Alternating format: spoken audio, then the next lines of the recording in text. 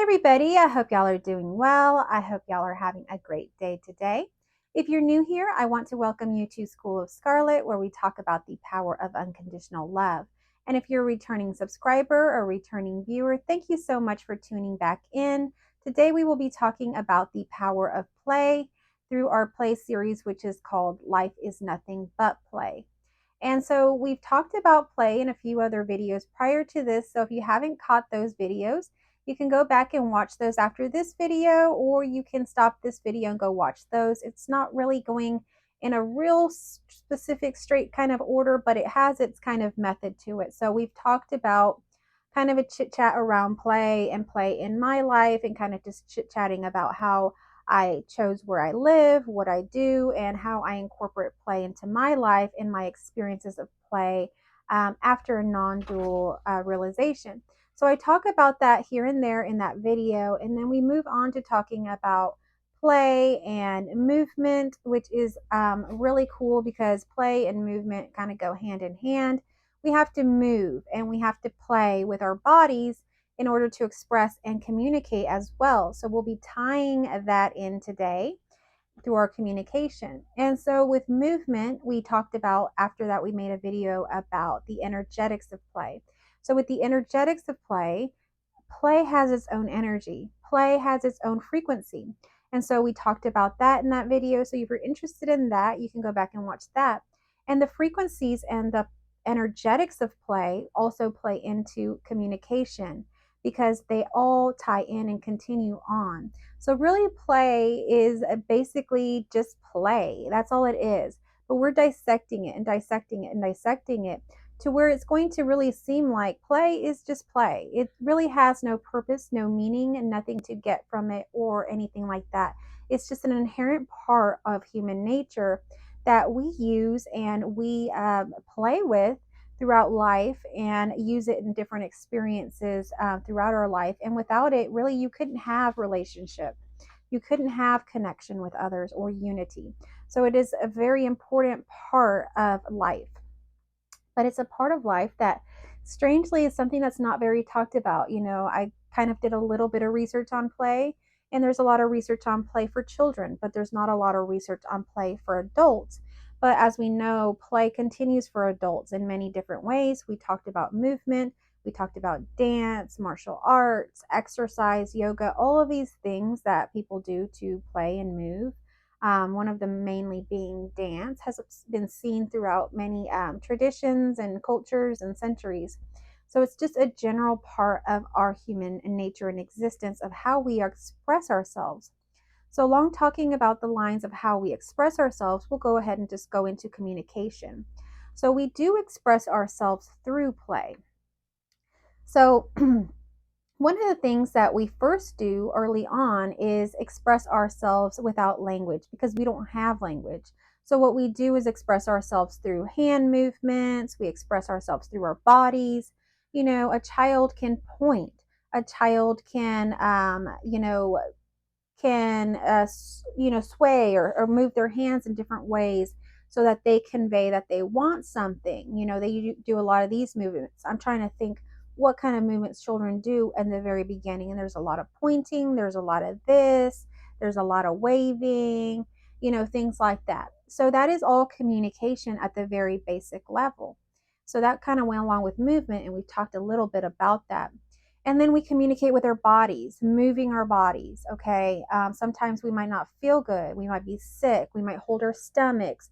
We might hold our arms, and that's signaling to others that, oh, that person's not feeling well. They're very closed off. They don't feel comfortable. They're holding their stomach. Maybe they hurt their stomach, or their stomach hurts, or oh, they're holding their head. Maybe they got a headache. So we're communicating all the time through our movements. And it could be in a playful way if we're doing it consciously, but the majority of time it's happening unconsciously. But when we're conscious of it, that's where the play comes in. When we become conscious of the situation and we're wanting to make it more playful, we begin to use our bodies in a more playful manner. We begin to, kind of nudge someone, high five someone, hold someone's hand, shake someone, hold someone, pinch someone. There's so many ways that we can play with our movement. So, and in that is communication as well, because when we're playing, we're communicating to that other person that we're seeing them. So, in play, something very magical happens.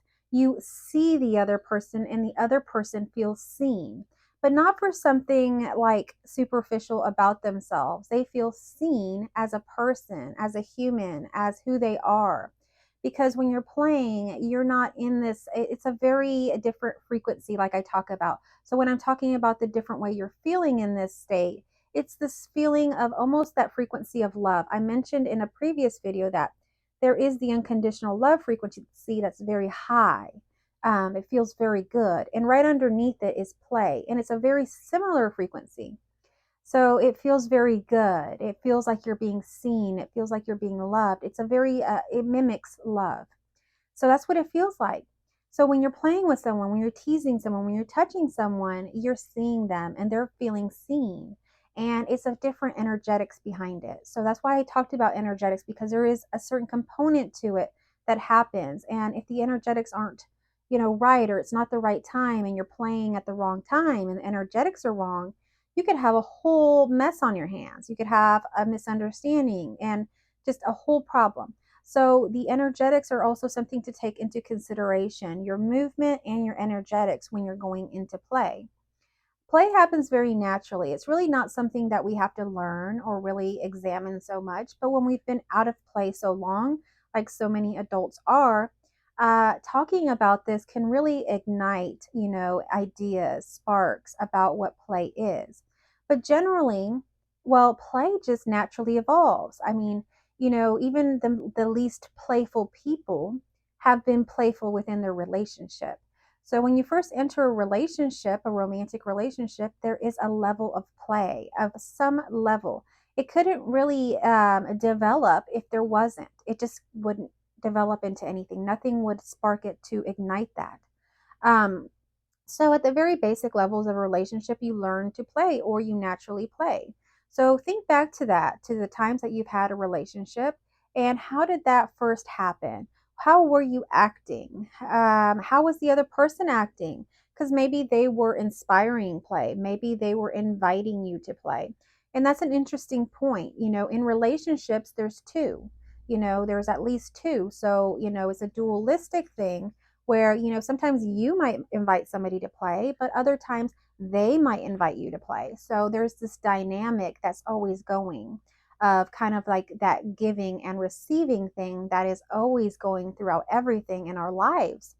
So when we're giving a little bit of fun, playful play with someone, they get that and then they play back, and so we play.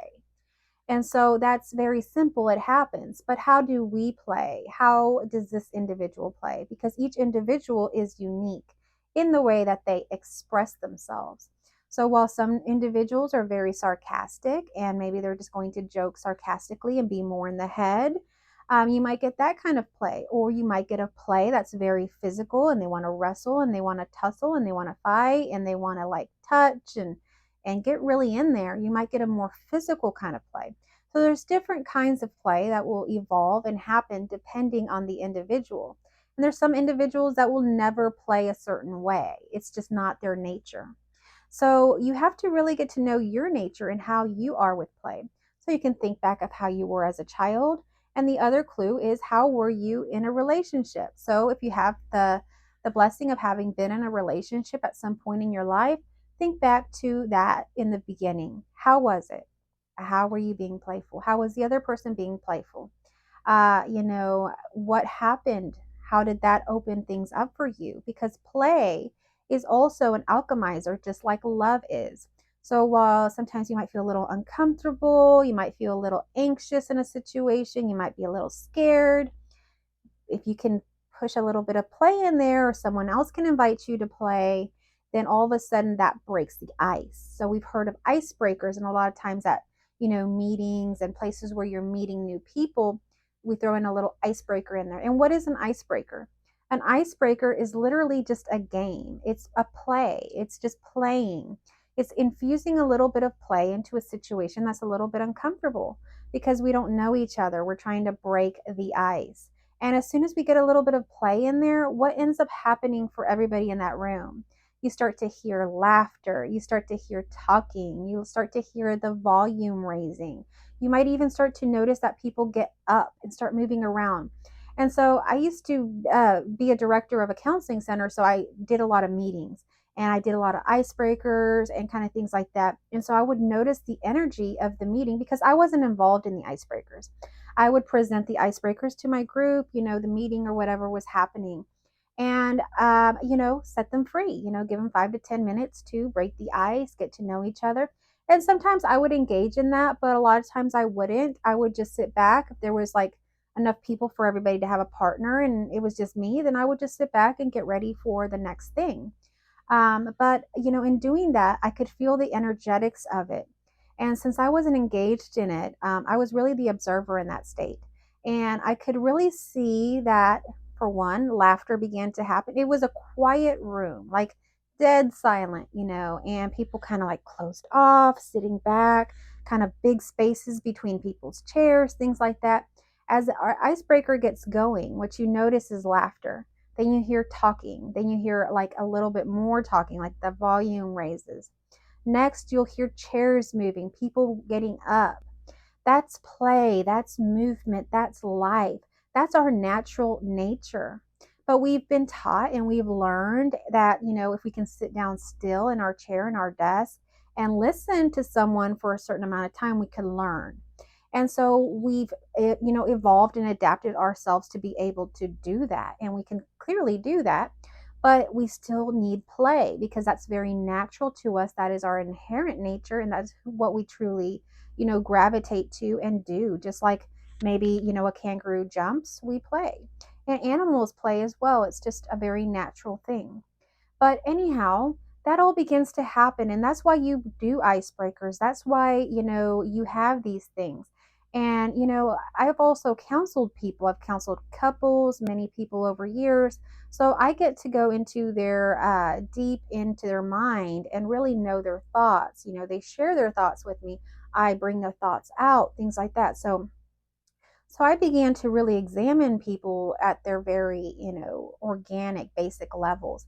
And play is a desire that is so wanted and needed. Mostly people only really desire safety. And in safety, they desire love and play. When you have safety, you can develop love and play. Love is always there, but it will be uncovered and you'll be able to feel it, once you have safety. But if you don't have safety, you can't even experience true, real love. And if you don't have safety, you can't really experience true playfulness. You're always going to be on guard. You're always going to be anxious. You're always going to be feeling unsafe. So we really need to develop that level of safety first before we move on to the other levels of play. But so today we're really talking and focusing on communication. And so we're also revisiting safety because you can't speak your truth without safety. So, at the very basics and foundational level, we have to have some level of safety. So, if we're wanting to speak our truth within like our romantic relationship, we're wanting to, express our feelings, maybe there's issues, maybe there's not, who knows, but we're wanting to express ourselves to our partner. In order to do that in a effective way where we can actually speak our truth, there has to be that level of safety within the relationship. Do you feel safe with your partner? Do you feel safe with your partner knowing your deepest, darkest secrets? If you haven't already shared that with them, why not? What has happened that you don't feel safe? So you kind of go back and start to work on some of these things to develop a safe foundation. So we don't just keep pushing and pushing on with other things that aren't, we're not ready for. We go back to the basics and build a foundation of safety where we can begin to share in a safe way. So one of the things that can become a problem is when our throat is blocked. And that can happen when we're harboring secrets, when we're keeping secrets, when we feel shame, when we feel embarrassment. But generally, it's around secrets. It's around things where we grew up as children and learned certain programming, that it wasn't safe to talk about certain things with people, that it wasn't safe to share certain things with certain people, that even if nobody told you that it wasn't safe to share those things, you energetically could feel that it's not okay to talk about this with teachers. It's not okay to talk about this with friends. It's not okay to talk about what happens at home with other extended family. So when you have this feeling of that and you learn that, that becomes your programming, that becomes your conditioning, that becomes your way of reacting and being and experiencing life and showing up for life. So that's how you deal with life. Is if in the future as an adult, there's things that maybe you're not so proud of or something happened and you're not so proud of it, most likely you're going to be very quiet about it and you're not going to share it. You're going to be a very private kind of person. And whereas someone who grew up without that conditioning, something happens to them, something happens to them out in the world, they have a whole another level of conditioning.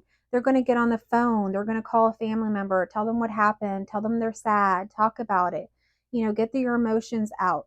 So that's a level of safety and a coping skill that they developed that's healthier than repressing it and keeping it in. So you can see how there's different levels of safety, different ways to express, yourself, but you have to have safety in order to express yourself truthfully and fully. Because if you can just think back just to any time you haven't felt safe or you haven't felt comfortable around a person, most likely you've held back. You haven't spoke your truth. You haven't said your truth. Maybe you're in a group of people and you're new or you don't know how they are and they're speaking about something and they have a belief of this way, but actually your belief is very different, but you don't feel safe yet. You don't know them. So most likely you're not going to speak up, or at least in my experience, that's how it's happened. So until you have that level of safety, it's very hard to open up. So in order to develop that level of safety with someone, let's say it's your romantic partner, your friend, someone like that, you want to make them feel safe. So for you to have safe, you have to provide safety. So when you're entering these relationships with people and you can notice that they're kind of closed off, they don't feel safe, maybe their shoulders are down or whatever happens to be the case, um, with you having this knowledge, go ahead and throw in some play, you know, play with them a little bit, um, throw a little joke at them, or do something funny or break the ice yourself. One good way to break the ice is sometimes just say something silly and funny about yourself. And in that, that kind of lowers or changes the energy in the room for the other person to feel less of a threat. Even though you're not a threat, we all sometimes feel this insecurity and kind of threatened by others where there's really not that threat. And that's also conditioning and programming. Just over time, we've learned that a lot of people aren't safe. And maybe you'll begin to play with that person and you realize they're not safe. You can move on. There's many other people, there's many other experiences you can have. But you want to keep your experience, your reality fun, playful, alive. Doesn't matter really what other people's reality is. You can infuse play into their life, but if they don't accept it or deal with it, then you move along and you are in your reality. Many times people ask me questions about, how do you feel about politics? How do you feel about this or that, the other? Well, I have feelings about it. I have preferences. I do and that, but I really live in my own sort of reality and I don't let things that I don't want to be there. So my reality is pretty good. It's not having all of these issues. I'm very aware of what's happening. I have my preferences, and if I had it my way, I'd have it this way or that way.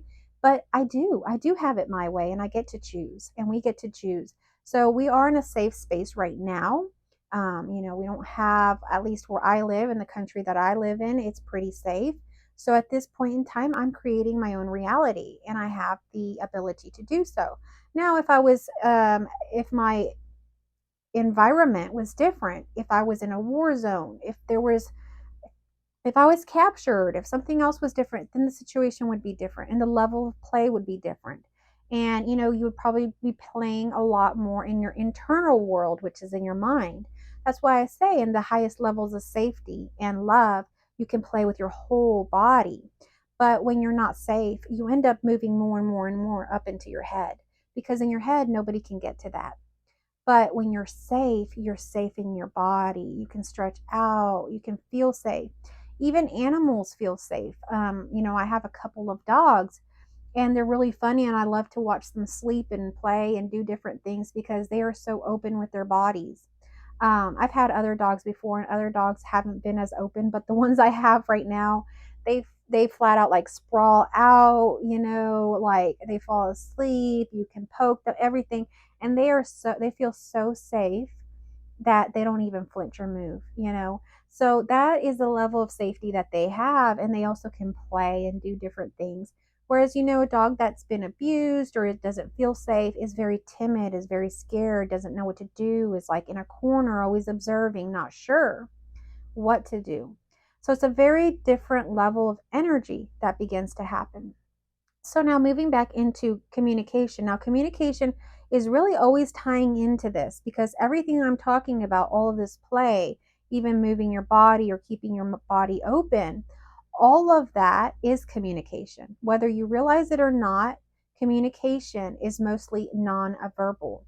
So, verbal is what I'm speaking. Non-verbal is like what my body's doing, the tone of my voice, the way that my facial expressions are going, my mannerisms, the words that I choose to use, the way that I'm dressed, the way that I'm showing up, the energy that I'm projecting. All of that is painting a picture for you, whether you realize that or not. That is what you are perceiving my communication. So I talked about another video that, and I thought afterwards, I thought, oh, this sounds kind of funny. But I said in my previous video from the other day, from yesterday, I think, that my dog was laying right next to me, and that I can, with my own energy, really just, even without moving or saying anything, my dog will know to get up and move when I'm getting ready to move, even if I haven't made the move. If I've mentally made the move, my dog starts to energetically know that. But how does the dog energetically know that? Well, I'm not, just coming up with this out of nowhere. I'm coming up with this because I've seen it, because it's what happens with both my dogs. It started to happen more with my bigger dog, and then it started to happen with my little dog. So what I do is just kind of observe these things. And when you observe these things, you begin to see that this stuff is happening, that your pets and the people in your home can already know what you're going to say and do before you say it, because they are so energetically connected to you, whether it's just observing your physical cues and your body language and your tone of voice and face and all this, or maybe they're so energetically in tune with you, it's almost like a telepathic thing. And so I was reading an article just a couple days ago about how dogs, they're now seeing that they're actually, um, I want to say telepathic, but I think they used the word, I'm not really sure, but basically what they are is that they can pick up on your energies as their owner or anything like that, or anybody really, and they can be in tune with it and know from far away distances, what you're thinking, what you're doing, when you're going to come home, if you're sad, if you're angry, those sorts of things. So the dog can pick up on that. Okay, so they called the dog psychic. Okay, so that word just kind of left me for a minute.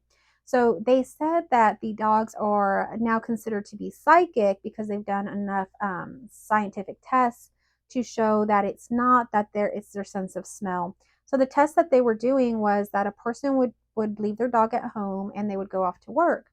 And so it was seen that the dog would be at the door waiting, maybe an hour prior to the person returning home from work. So they began to do some tests and having the person come home from work at odd, different hours, not the usual hours, and just having them kind of surprise the dog. And the dog, strangely enough, even though, the person always came home at 5 p.m., when the person spontaneously came home at 12 noon, the dog was doing the same thing, already waiting like an hour beforehand. So what they started to do and started to think, was the hypothesis was that the dog was able to smell the human as they were coming closer to the home, as they were moving closer in distance to the home from wherever they worked, or that they were hearing certain sounds from the car or the person as they were getting closer in distance to the home, because they have very good hearing and smell. Well, now this new study has come out that that is not the case, because they've made it even, more spontaneous and more unpredictable for the dog, and it's now seen that they are what they believe psychic, which makes a lot of sense because we are all connected, we're all interconnected, and there is this kind of morphic field around everything at all times, where we can feel, whether you realize that or not, we can feel the fields of others, of other humans, of other animals, and we can kind of pick up on that and their energies and the things like that. And that is a very interesting thing. So if you're interested in that, I would recommend looking into that. So, anyhow, what you'll begin to notice, even if you don't have pets, is that within your own family members, they are also psychic, as you could say. Maybe they really are, right? Because we're all connected as one. So, what ends up happening, like with my husband, is that I know beforehand when he needs me. I know beforehand when he needs me outside. I get a feeling, I go out there. When he's working on his cars, he works on a lot of things. He tinkers with a lot of things. He's very mechanical. I'm not at all. So he's tinkering with things, and I don't know about that stuff at all. I know nothing about it, but I have intuition. So when I'm out there with him and he's working, and I will go around walking, I like to go look at, I do different hobbies and things like that. So I'll go off and do my things. And I do a lot of like searching for mushrooms, mushroom hunting, and things like that, taking pictures. So a lot of times when he's working, I'm just walking around. So he has me, if he needs me, I can go and help him. But, I'll walk by and just intuitively, I know what he needs next. And I will go pick up that tool, bring it to him, or move something out of his way. And intuitively, I know that. And I'm helping him. And I've realized now over time that I'm helping him with more and more like detailed things that you would have to really explain to someone. Like if it wasn't me, his wife, if it was like his friend or someone else, he would have to explain all of this to them. But I've gotten to the point in our fields, how we share our space together, that he doesn't have to hardly explain anything to me, and I already know. Same thing with him. He can just see me, and he knows so much about me. He knows how I'm feeling, if I'm sick, how I'm doing, if I've had a good day, bad day. He knows if I've eaten, not eaten. He knows all of this just by looking at me. That's how good he's gotten at that. So we begin to really get to know each other, and our communication begins to be completely nonverbal at some point with the people that we share the most time and space with. So, but anyhow, those people that we don't spend that much time with, it's still an energetic. When you get into play with them and they connect with you and they're connected almost like a puzzle piece in that play, it's like a cycle. It's finely tuned, and now y'all are in play, and now y'all can always play. So from then on, now every time y'all hang out, you can joke and you can play. But you'll notice there's some relationships where there's no play, and the person is either very serious or is one of these people that's always up in their head, so their level of play is very different.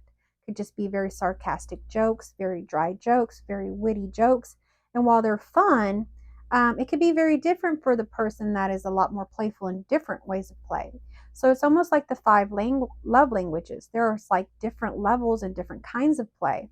And so while one person's playing this way, the other person can be playing this way, and sometimes that might not mesh. So you have to kind of see what kind of people are your tribe, what kind of people you like to play with, what kind of play you actually enjoy. You might not like full body play, you might like more intellectual play.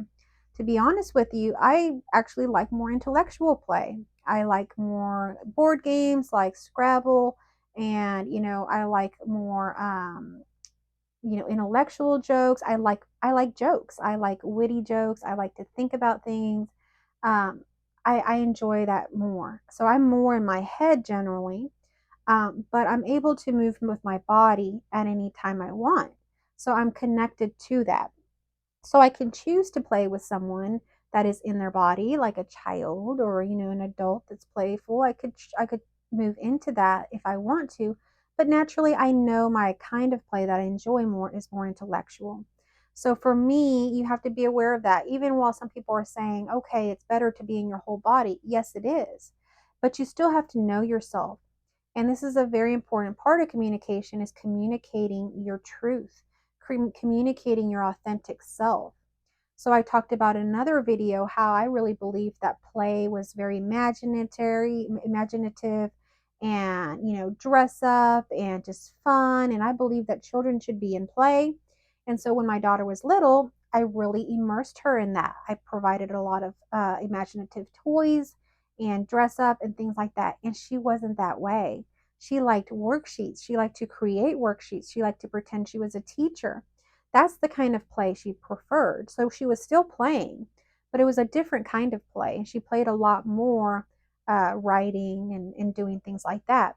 And that's actually how I was. So it's not a big, I mean, actually, I was probably a little bit more imaginative, but at the same time, I really enjoyed some of those things that my daughter was exhibiting. So that could be a bit genetic. So we have to speak our truth. We have to go with that. So when I see that my daughter is actually more engaged in a level of play that, or a type of play that I didn't really think or value that much, that's not a threat to me. That's what's happening. And my daughter is engaged in a level of play that she prefers with this stuff. And that's just interesting to me. I'm like, whoa, okay, well, let's put this stuff away and let's play with this because this child, this person wants to play with this stuff. So you have to consider the person. You have to consider the expression. Okay, yes, there is no specific selves that have, anything that's going to continue on in this world and this and that. But there is the expression of infinity expressing itself as who you are. And who you are is got its own preferences, is got its own personality, does have its own appearance. You can see it as very individualized. And it really is, but it's part of a whole. So we don't want to ever forget that. But at the same time, it's very unique. So just like inside of our body, we have many different organs and functions within our body. It's all connected, it's all one, it's all this one body. But the heart has very different needs and it needs much more different nutrients and it needs exercise and it needs this and that than the skin needs. The skin needs sunlight. The skin needs moisture. The skin needs a certain level of care. So different organs need different things, but they're all one. They're all one within the body creating this body. So just like we are all humans expressing differently. Okay, we're all expressing different, unique expressions of infinity. But we're all one. We're all whole. We're all one in the whole. So we are all the same thing, but we are uniquely expressing in different ways in order to create this whole. Same thing like with our body organs. So it's a very simple pointer to what's happening. So while, the majority of the organs need this, for whatever reason, this organ needs this. Same thing with my daughter. Maybe the majority of children are doing this, but my daughter is needing this. So I have to go with what my daughter wants. Same thing with me. Maybe the majority of people like one thing, but I like this. I have to express that. I have to be able to voice that. I have to be able to share that in order for others to know and for me to find those that are attracted or similar, like minded, and can engage in play with me. Because not everybody's going to play the same game. Not everybody's going to want to play the same game. So, if we can remember back to when we were little, one of the main questions, and this ties back to communication, is really asking, what do you want to play? So, the main thing with communication is I'm not teaching y'all how to communicate with others. I'm teaching y'all how to communicate with yourselves. And then once you can communicate with yourselves and know yourselves, then you can communicate with others and then you can play.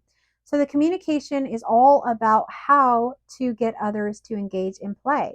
So it's a very different kind of communication than just verbally communicating. So while I'm talking about playful communication, this has nothing to do with words. Okay, so I'm just re-emphasizing that so that no one really gets confused in a video talking about communication that's not really talking about words. We're talking about an energetic level of communication that happens with play. So when we're energetically playing, we can express our true nature and what we like to do.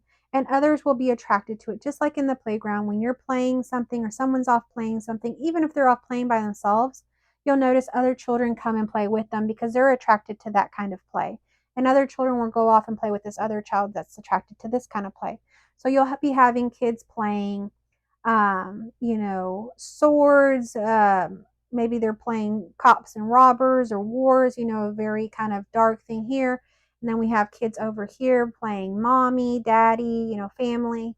Then we got kids over here playing in the dirt, looking for insects, examining insects. So we have it all. That's the same thing in life. It's just the same thing as in the classroom, in the schoolyard. We have that in life. There's people off playing, with more motorsports. There's people off playing in the ocean. There's people off playing in Wall Street. There's people off playing, looking at dinosaur bones. So there is everything. This is infinity, guys.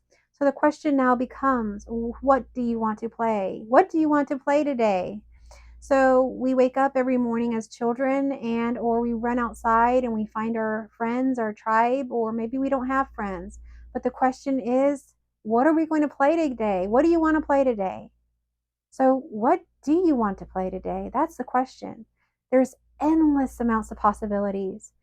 What do you want to play today? And do you remember as a child, it seemed to be like this question that until you got an answer, you couldn't move on. It was like, what are we going to play today? And if nobody came up with anything, we would just sit there and there wasn't anything to do unless we were playing. Well, that's how it is now. The question is, what do you want to play? It's time to play. So, life is always waiting for you to make that decision. Life is always waiting. Life always has that question for you. What do you want to play? And it's still waiting for that answer, just like we were as children, just sitting back waiting for that answer, for us to like have a spark of something for us to do, or for someone else to say, hey, come play this with me. Come play with me. Come skip with me. And then we're off skipping together, and then life begins to open up. That is life, guys. It's just play. There's no purpose to it. There's no reason to it. There's nothing to get from it. There's nothing to take from it. There's nothing to leave behind. It's all play. Innocent, childlike play. And when you realize that, life it just kind of begins to be very flowy, very easy, very light. Life is easy. Life is light. Life is just play. And everything that we learned as a child, it's just returning back as an adult. As you get closer and closer, like I said in a previous video, to let's say 100 years old, let's say that would be a life cycle. You go to 100. Once you get to that, it's kind of like you return to play. It's a cycle. So everything we learned in kindergarten or pre-K, we're relearning it now, and we're also unlearning so much that we learned between that time, because so much of what we learned we never needed at all. So we're in this process of unlearning. We're in this process of returning back to our true essence, to our true divine essence, that is love, that is play, that is joy. And so today I want to welcome you, and I want to invite you to invite and engage with play in your life today. Find small ways to infuse play throughout your day, and that play will begin to grow. Just infuse a little bit there and it'll grow, it grows. And so do a little bit of that and see how it feels. And remember, you are loved, you are perfect. Whatever you choose to play and engaged in is perfect. It is just what you need. It's your authentic self. So go into your heart, see what you desire, see what you have coming up for you. Go into your heart just with an open heart and say, I'm going to go into my heart right now. And close your eyes and feel in there. And just bring up the word play. What comes up for you? Is there anything that comes up to you that as a memory, as a joyful memory, something you used to enjoy? Anything come up to you in your meditation as you're thinking this, of something you want to do, you desire to do? anything coming up for you that you desire to do with someone else? Sometimes we desire to play with others. So, as we examine our thoughts around play, go with it. Go with it. Go with that flow. Let play take you along and show you the beauty of life. So I hope you enjoyed this video. If you like this video, please give me a thumbs up. If you're new here and you like this sort of content, please consider subscribing to my channel. I would really love to have you here. And if you're returning here, thank you again so much for watching. If you have any comments, questions, or suggestions or anything, please comment down below. Thank you so much for watching.